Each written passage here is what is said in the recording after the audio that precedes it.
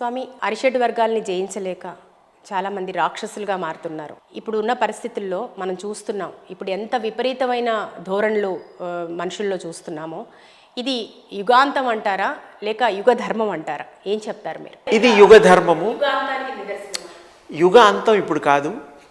చాలామంది కూడా దీని మీద సంశయం ఉన్నది. కలియుగం 4,32,000 సంవత్సరాల్లో 5,252 మాత్రమే అయింది. ఈ కలియుగంలో ఎలాంటి ఘోరాలు ఇప్పుడు మనం చూసేవి నామమాత్రంగా కూడా లేదు. Just not beginning at it, బిగినే కాలేదు. ఒకసారి ఇది బిగిన్ అయిన తర్వాత ఎండింగ్స్లో వెంపర్ల చెట్లు అని ఉంటాయి, బుడబుడ్డు. దానికి నిత్యం లేసుకొని మానవులు ఎక్కుతారు. బ్రహ్మం గారు చెప్పారు. అంటే వాళ్ళు ఎంత చీమ కంటే కొంచెం పెద్ద వయసు కలిగిన వాళ్ళు, అంటే సైజులు తగ్గిపోతాయి. ఒకప్పుడు 28, 32 ఇంకా అబోవ్ ఉండే హైట్ కలిగిన ఆజానుబాహులు తల్లులు అప్పట్లో రామాయణం కాలంలో, మళ్ళీ కృష్ణస్వామి కాలంలో కూడా కొన్ని ఉన్నారు. Above 10, above 18 height. 5 ఫీట్లు 6 ఫీట్లు అప్పట్లో లేరు. ఎదిగినా దుర్బీణ పెట్టి చూసినా దొరికేవాళ్ళు కాదు. మంచి ఆరోగ్యవంతులు, మంచి హైట్ కలిగిన. ఈ కలియుగంలో అమెరికన్స్ 6, 6'2", 6'3". ఇండియన్ స్టాండర్డ్ మొన్నటి వరకు 5, 5.5 అలా ఉండేది. ఇప్పుడు మన వాళ్ళు కూడా పిల్లలు పెరుగుతున్నారు. మన దగ్గర కూడా 6 అడుగులు, 6'8", 6'9" ఆహార విహారాలను బట్టి అనుకోండి అవుతోంది. ఈ కలియుగంలో ఇంకా ఇది అంతం కాదు. 4,28,000 29వ సంవత్సరంలో అసలు కలియుగం మొదలవుతుంది. అప్పుడు 6 ఏళ్ల 7 ఏళ్ల పిల్లలకి తండ్రులు అవుతారు, తల్లులు అవుతారు, గర్భం దాలుస్తారు. 6-7 ఇయర్సే. ఇంకా స్వామివారు చెప్పారు, మన ప్రజలకి అందుబాటులో ఉండేవి కూడా కొన్ని తక్కువగా ఉన్నాయి. కొన్ని నమ్మకాల మీద అంత నమ్మని వాళ్ళు కూడా ఉంటారు. సత్యం ఇది నేను చెప్పేది భవిష్యత్తు, కల్కి పురాణం, భవిష్య పురాణం అలాంటి వాట్లలో కొన్ని. భవిష్యత్ పురాణం అంటే భవిష్యత్తు మొత్తం 4,32,000 సంవత్సరాలకు గాను ఎప్పుడో లిఖింపబడింది వ్యాసుల వారి చేత. ఇప్పుడు కొత్తగా బ్రహ్మంగారు మొన్నటివాడేగా, వీళ్ళంతా జస్ట్ రీసెంట్.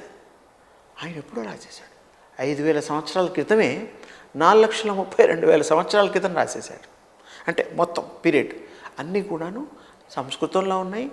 తర్వాత దానికి కూడా యోగ్యత కలిగిన వాళ్ళు చదువుకుంటేనే అర్థమవుతుంది. జస్ట్ చెప్పడం నాలాగా మీలాగా ఎవరన్నా అడిగితే చెప్పడం ఈజీ. అది వేరు కదా, ఇది వేరు, అది వేరు. అందుకని ఏంటంటే కలియుగంలో చాలా ఘోరాలు జరుగుతాయి. న్యాయం ఉండదు, ధర్మం ఉండదు. ఇది కలి ప్రభావం చేతే ఈ గుణగణాలు వస్తున్నాయి. స్వామి, భక్తి ఉన్న వాళ్లలో రాక్షసత్వం ఉండదు అంటారు. కానీ రావణాసురుడు లాంటి మహాభక్తుడు సీతాపహరణం వల్ల దుష్టుడిగా చిత్రీకరించబడ్డాడు. ఎందుకు ఆయనలోని ఈ దుర్గుణాన్ని మార్చలేకపోయింది? అంతటి భక్తుడిని కూడా ఈ దుర్గుణం ఎందుకు వదలలేకపోయిందంటారు? అవి చేస్తేనే ఆ రాక్షస తత్వంగా వాళ్ళు ఉంటేనే ఈ జన్మ రాహిత్యం కలిగి వాళ్ళు శివైక్యం, భగవంతుల్లో ఐక్యం అవ్వడం కోసమే ఉంది. ఆయన ఆ సంకల్పాలు ఎంత చెడు చేస్తే అంత తొందరగా సంహారం స్వామివారు చేస్తారు. హిరణ్యకశిపుడు కూడా మీకు ఉదాహరణ తెలుసు కదా, ద్వారపాలకులు కదా వాళ్ళు. ఆయన తీసుకెళ్ళింది కూడా సాక్షాత్ సీతమ్మ వారిని కాదనేటువంటి ఒక వాదన కూడా ఉంది. అగ్నిదేవుడు కూతుర్ని పంపించినట్టుగా కూడా కొన్ని పురాణాలు చెప్తున్నాయి, కొన్ని రామాయణాలు చెప్తున్నాయి. రామాయణాలు ఇప్పుడు అబోవ్ 100 ఉన్నాయమ్మా, అబోవ్ 100. వాల్మీకి కాకుండా అబోవ్ 100 ఉన్నాయి. ఒక్కో దాంట్లో ఒక్కోటి తులసీదాస్ రామాయణం కూడా ఉంది. చాలా ఉన్నాయి. అన్నిట్లో ఏదో కొంచెం వ్యత్యాసము, భాషాపరంగా కొన్ని భేదాలు ఉంటాయి. ఒకటి, మంచికి ఎప్పుడు జయం, దుష్టులకి ఎప్పుడు అపజయమే. అందుకని మనం చాలామంది దానాలు చేస్తూ ఉంటారు. దానాలు చేసేటప్పుడు నా ఉద్దేశంతో మీరేం చేయాలంటే అన్నదానం, వస్త్రదానం, బంగారం దానాలు చేస్తారు. మీ కోపాన్ని దానం చేయండి అంటాను, మీ రౌద్రత్వాన్ని దానం చేయండి అంటాను. అంటే ఇప్పుడు మనకి అవి పోతే వీడు మానవుడు మంచివాడైపోతాడు కదా, మహనీయుడు అవుతాడు కదా. క్రోధాన్ని దానం చేయమంటాను. క్రోధం అనేటువంటిది ఉంది మనిషికి, అవి దానం చేయి. ఇలాంటివి చేస్తే నువ్వు పరిపూర్ణ మానవుడు అవుతావు. మానవుడు అన్నిటినీ జయించగలుగుతాడు.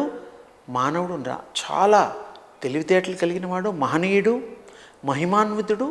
కొన్ని కారణాల చేత ఈ యొక్క జీవితాన్ని తీసుకున్నందుకు, పాపపంకులంగా అయినందుకు గాను మళ్ళీ వాళ్ళు ప్రక్షాళన చేసుకొని సత్యలోకాలకి, ఉధ్వలోకాలకి ఇవన్నీ నెరవేర్చుకొని, ఇవన్నీ ఎక్స్పీరియన్సెస్గా ఇతరులు ఇలాంటి తప్పులు చేయకుండా వాళ్ళు చూపిస్తూ, వాళ్ళు ఇతరులకు కూడా జ్ఞానబోధ చేసినట్టుగానే కదా అది చేస్తూ వెళ్తూ ఉంటారు. నిన్ను నువ్వు తెలుసుకో అని మీలాంటి యోగులు చెప్తూ ఉంటారు. కానీ మనిషి నిరంతరం ప్రయత్నం చేస్తూనే ఉంటాడు తనని తాను తెలుసుకోవడానికి. కానీ ఆ తెలుసుకోవడం మాత్రం సాధ్యపడదు. ఎలా స్వామి, ఎలా సాధ్యం? ఎలా మనల్ని మనం తెలుసుకోవాలి? మనని మనం తెలుసుకోవడం చాలా సూక్ష్మం, చాలా ఈజీ మా భాషలో. దాని మీద మనసు పెట్టడమే. మీరేంటో మీరు తెలుసుకోండి. ఫోటో ఎవరైనా తీస్తే నన్ను చూసుకొని నేనే నువ్వు, లేకపోతే అద్దంలో చూసుకొని నేనే నేను అనుకోవడం కాదు. మన ముఖమే కదా, ప్రతిబింబమే కనపడుతుంది కదా. అలా కాకుండా మనం ఎవరో తెలుసుకోవాలంటే నిత్యము చక్కగా తెలుసుకునేంత వరకు ఒక క్రమశిక్షణ కూడా ఏం అవసరం లేదు. కళ్ళు మూసుకొని కూర్చోవడం, ఆకలి తప్పు కూడా వెళ్తుంది. ఎందుకంటే ఇందాక కూడా ఎగ్జాంపుల్ చెప్పాను, ఇంట్రెస్ట్ ఉన్నప్పుడు మీరు కొంచెం దానికి ఇన్వాల్వ్మెంట్ అయిపోతారు. మీరేంటంటే మిమ్మల్ని మీరు తెలుసుకోవడం చాలా ఈజీ. మీ ఆత్మ జ్యోతి స్వరూపంగా ఉంటుంది. మిమ్మల్ని మీరు చూసుకుంటే ఆరాలో మీకు కనబడుతుంది, బాడీ అంతా కూడా ఇంజెక్ట్ అయిపోతుంది.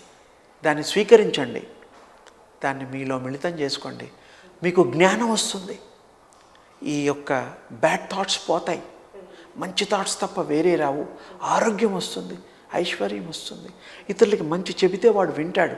కమాండింగ్ పవర్ ఉంటుంది కళ్ళల్లో. మంచివాళ్ళ దగ్గరికి ఒక 10 రోజులు తిరిగితే మన కూడా మంచివాడు అనుకుంటారు కదా. కొద్ది రోజుల తర్వాత 6 నెలలు తిరిగితే సాహసం చేస్తే వాళ్ళు అవుతారు. అలాగే మనం ఆ యొక్క దివ్య శక్తి ఉపాసన చేయడం వల్ల, తేజ ఉపాసన చేయడం వల్ల, శక్తి ఉపాసన చేయడం వల్ల ఆ దైవ బలం, దైవ కృప మనలో ఉంది. బేసిక్గా ఉన్నాం.